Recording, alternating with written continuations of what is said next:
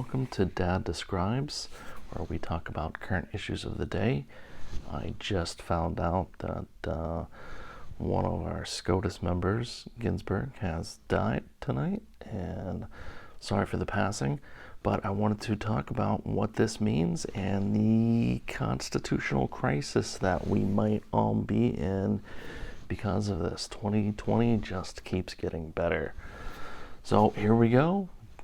Before we get into it, if you want to smack the subscribe button, hit the like button, it would help the channel out a bunch, and I would really appreciate it.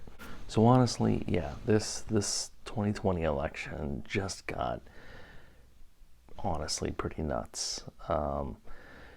Where this could become a real crisis is, if we have a tight election between Trump and Biden, this thing could very well work its way through the courts and us have to appeal to the Supreme Court for a decision on the presidential election. This has the potential to be a disaster. With a court that is short a member, you could potentially have a 4-4 split decision. And what happens then? Constitutional crisis. Don't want to go there at all. We already have enough problems. So what do I think is going to happen here? I think Trump is honestly going to be forced to nominate someone, and Mitch McConnell is already signaling that he's going to hold a vote on it. The Democrats, for their part, are going to call up that McConnell had stalled the Obama nomination during his last year in president, and they're going to be crying foul, and they're going to be crying hypocrisy. So yeah, I think they're going to have a vote, which brings up other catastrophe and crisis. You've got Senators Murkowski, off the top of my head, and one former presidential candidate, Mitt Romney, who is a little bit sore at Trump. So what does that mean? That means we could also have anarchy in the Senate and a close vote for a nominee in the Senate. How Trump might get around a close vote is to appoint a nominee that has already recently been approved at some other, Court of Appeals position that's already gone through a Senate confirmation hearing. With a Senate confirmation hearing, you would know that it says at least somebody that's already been voted on through the Judiciary Committee and has had a Senate vote to approve them. So the vetting at least should be taken care of and speed up the process. Politically, I do have to admit this is an awful dangerous game. I don't think anybody wants to be in this position right now. The left could certainly use this as an opportunity to drive out voters that might not normally show up for Biden, who is not exciting as a candidate at all. And with a SCOTUS pick on the table, it might encourage people that were going to stay home, might drive them out to punch the ticket for Biden. For the Republicans, on the other hand, this is kind of an all-in moment. Could it cost Trump the election? Yeah, I think it could. It's really honestly going to come down to how the American people react.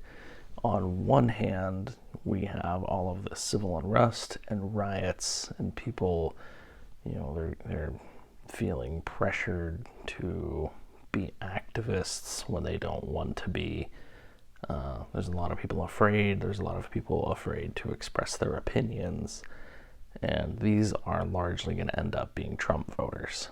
But for a lot of moderates, for a number of liberals who are considering voting for Trump, does this push them back into the Biden camp?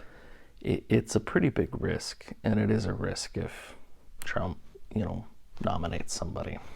But I ultimately don't see that he has much of a choice in this situation. I think that this is going to be something that he's going to have to do. So what about the argument that he could wait for the results of the election to let the new president decide who's going to have the next Supreme Court pick? I honestly don't think that shows a lot of leadership to punt the ball. And I know Ginsburg had supposedly on her deathbed, her last wish was that, there wouldn't be a pick until there was a new president. I, on one hand, can understand that. On the other hand, it's, these health problems, she was a cancer survivor 3 or 4 times over. She's been in the hospital for a number of complications. This is maybe something where she should have probably stepped aside and avoided all of this continuity issue for the country. I think if you want to be a leader, sometimes you're going to have to make hard decisions. Is this a political decision and a hard decision? Yeah, I think so, but I don't see much alternative. And I do wonder if if we don't have a president appointed or selected by January, if you would get a Nancy Pelosi interim presidency, would this be a vacancy that she might try to fill? I think that would be a possibility. Let's set the tables honestly, really and truly. The United States of America is uniquely positioned as one of the most powerful countries, not just in the world today, but in the world, in the history of the world. You don't get much more powerful than the United States is right now. We're lucky to be here. People would call this divine providence back in the day. But here we are, and it's a high stakes game. People like, Game of Thrones type stuff. That's what happens in Washington. These people that you see on TV, they're playing for keeps. And 2020 just keeps throwing the hits at us. And, if you're going to make a Game of Thrones reference, is this a version of the Red Wedding where it's you're going on, we're getting close to the election, a month and a half left, and it's oh no, now this. I think my initial reaction was oh no, oh no, oh no, not this. Yeah, this is just a tough situation to try to see all of the different levels that this could shake out at. And it's anybody's guess, and it's going to be nuts. What would I do if I was in this position? I would nominate somebody and pitch it to the Senate and let my colleagues in the Senate work through the nomination process. Trump and McConnell have together this record pace of nominating and getting pushed through a record amount of judicial nominees into these judge appointments. It's one of their key features as a dynamic duo in DC. And after 4 years, I think the culmination of that relationship has arrived. Everything that they've built till now, this is their best opportunity to go ahead and get one more pick, so that no matter what happens, they have left their fingerprint on the judiciary. And no, I don't think they're going to walk away from that opportunity. And yeah, the left is going to scream bloody murder about that. The media is going to be screaming murder.